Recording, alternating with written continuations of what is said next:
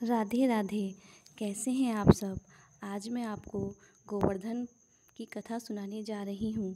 हमारे देश में दिवाली के उत्सव में एक सबसे खास पर्व होता है गोवर्धन का पर्व। इस दिन मुख्य रूप से गोबर से बने गोवर्धन पर्वत की पूजा की जाती है और घर की समृद्धि का आशीष मांगा जाता है। ऐसी मान्यता है कि गोबर से बना पर्वत घर की सभी समस्याओं का निवारण करता है और सुख समृद्धि का प्रतीक होता है। यह पर्व दीपावली से अगले दिन यानी कि कार्तिक महीने के शुक्ल पक्ष की प्रतिपदा को मनाया जाता है। वैसे तो इस त्यौहार को मनाने के पीछे कई कारण जुड़े हैं, लेकिन इसका इतिहास श्री कृष्ण की कथाओं से संबंधित होता है। गोवर्धन के दिन पूजा की पूर्ण विधि के साथ इसकी कथा भी पढ़नी चाहिए। गोवर्धन पूजा की कथा। गोवर्धन पूजा की पौराणिक कथा के अनुसार द्वापर युग में एक बार देवराज इंद्र को अपने ऊपर अभिमान हो गया था। इंद्र का अभिमान चूर करने के लिए भगवान श्री कृष्ण ने एक अद्भुत लीला रची।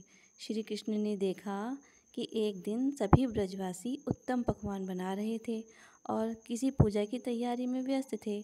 यह सब देखते हुए कृष्ण जी ने मैया से पूछा कि मैया, यह किस बात की तैयारी हो रही है।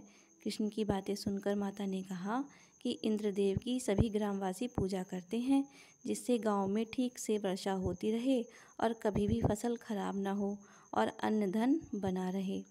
इंद्रदेव को प्रसन्न करने के लिए अन्नकूट का प्रसाद चढ़ाते हैं। मैया ने कान्हा से बताया कि इंद्रदेव की कृपा से ही अन्न की पैदावार होती है और गायों को चारा मिलता है। यह सब जानकर कृष्ण जी बोले, फिर तो पूजा गोवर्धन पर्वत की होनी चाहिए, क्योंकि गायों को चारा तो वहीं से मिलता है। इंद्रदेव कभी प्रसन्न होते ही नहीं, ना ही दर्शन देते हैं। कान्हा का कहा मानकर ब्रजवासी गोवर्धन की पूजा करने लगे।